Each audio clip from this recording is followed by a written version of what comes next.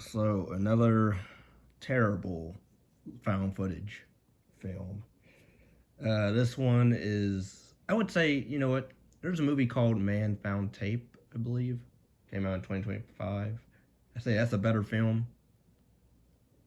That's a lost footage film, but it was done better with mystery and supernatural stuff.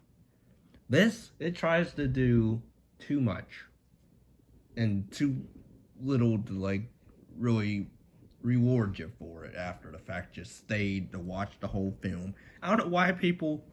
I saw the trailer a bit, and it was like I think Film Fest or Horror Fest or whatever at a film festival.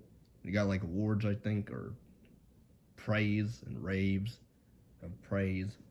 I don't know why, because this movie sucked balls, and the acting is atrocious to boring.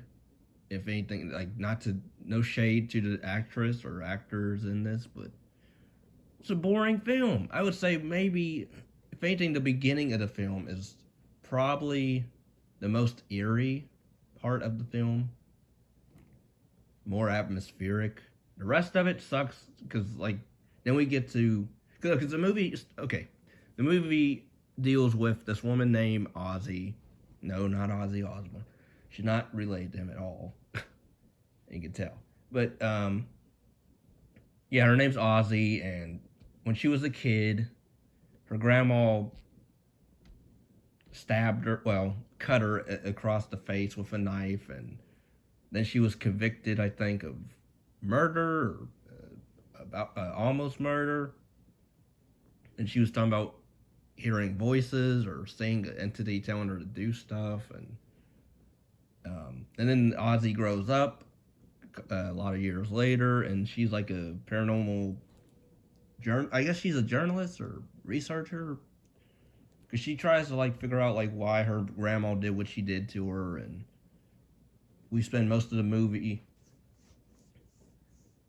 at her at this library because I guess the grandma did something at the library, was acting weird or something at the library, or died at the library, or something to do with the library. I forget, but that's how it shows how forgettable this movie is. I just watched it too, like a couple, maybe an hour ago, but yeah, the acting is horrible. Because we're with this Aussie character and her actor, like her monologue and her demeanor is so monotone. I understand the whole you know, it was traumatic with her grandma what she did to her and all, but and then we get some backstory with the family of this book, or I guess this book is part of their family lineage. I say that, but it's weird because then it's oh no, it was by this Albert Thurman guy who believed he was a warlock and back in the day, and he would have people read this book so it would have them be possessed by this demon, and then on and on it would do that, and it would just, I guess, appear in libraries and for people to read it. Oh, also, I was wondering, the Dream Master is in this movie. Lisa Wilcox. Yes, Alice from Nightmare on Elm Street 4. She plays the therapist. If anything, I'm calling her scenes a cameo because she does nothing in the movie but be on a screen, FaceTime for maybe 2 scenes, maybe 3. Even when ghost stuff starts happening, this girl continues to dabble in it. And I'm like, seriously? And then she's crying when she gets home at the camera. This has to be a bad dream. I just want to wake up. All you have to do is shut this down. That's all you have to do. Shut it down. Move away. And her dad. I felt more for the dad, even though he's not really a huge character in this movie. But for the 2 scenes that he was in, the first scene when we first meet him, I immediately did not like her character because she's he's trying to like not rush her to because like their family like broke up during the whole grandma went insane or whatever. So like I guess she is sort of distant with them, but the dad tries to reach out to her and he comes by, gives her food, and she like freaks out and because like the sister shows up and she ends up grabbing a freaking knife and like literally holds him at knife point. I'm like, what is going on? Like, why are you doing that? Your dad did nothing to you. And then the movie does like it tries. I read that like it's themes of mental illness or mental health or whatever, and if so, it did not communicate that very well because the movie is supernatural because it's not even like you know oh this could all be in her head or the grandma might have been just crazy. No, she was just possessed and you know and even the ending's stupid. It's in the poster or in the trailer or whatever, which is stupid.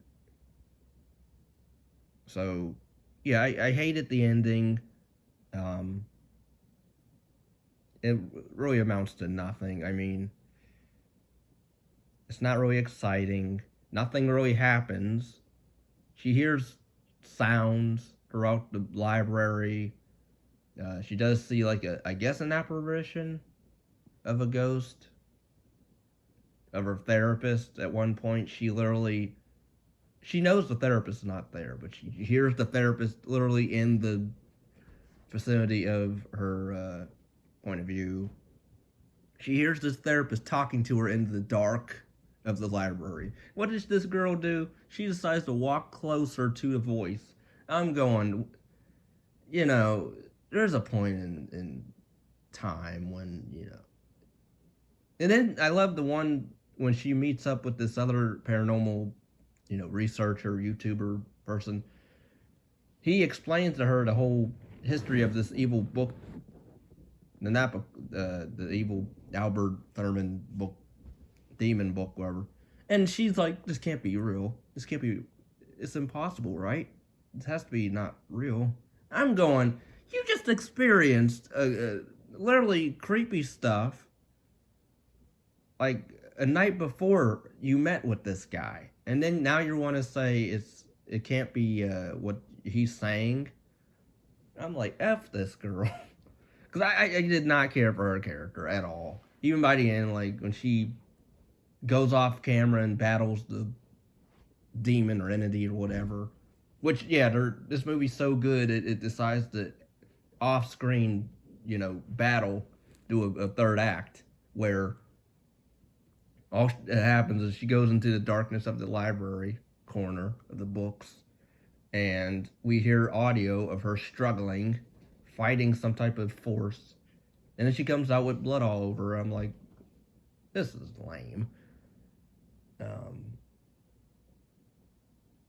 Yeah, and then what happens? She gets possessed by the end because yeah, we have to have that because it can't just be you know a decent found footage film where there's other found footage films I would rather watch. This was painful to watch. It literally, granted, it took me maybe 3 times to totally either restart this movie or resume it because I was interrupted a bunch of times. So, but you know what? It was fine because the fact that I watched this movie and then I even sped through some of the third act. Granted, I still was watching what was going on, but it was your typical running away and screaming and hiding from the possessed person or whatever. But yeah, this movie sucked balls. The editing's whatever. Oh, also the audio I thought was a bit odd in one scene where you have a janitor character. He like knew the Ozzy's family, I think, or her mom, and like there's a scene where he's talking to her while she's up on the banister, walking towards. She's up top of the library, the steps, banister, I guess, and he's on the first, like in the library. He's in the lobby, in the doorway, He's talking to her as if he's right next to her, and like the audio is like as if he's standing right next to her, where in reality he's literally away from her. He's like what 8 feet, maybe 10, 9 feet away from her, and yet the audio is as if he's standing next to her and talking to her. I thought that was a bit odd. That audio, they didn't care to fix that.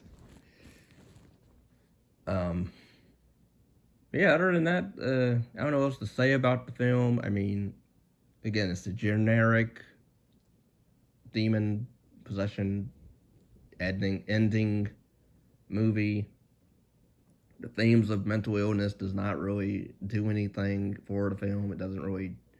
It mentions it once, if anything. Like the dad is like, "Your grandmother was crazy or sick, and it runs in our family." But then you know what? That comes to nothing because it ends up being it's just a demon infiltrating our family. So like, mental illness had nothing to do with it. Which I would have liked if it was more of a psychological film, but you know, what do I know?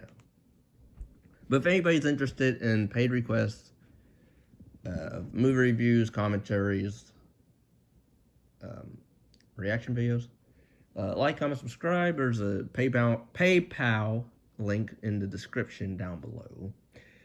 And yeah, peace and love.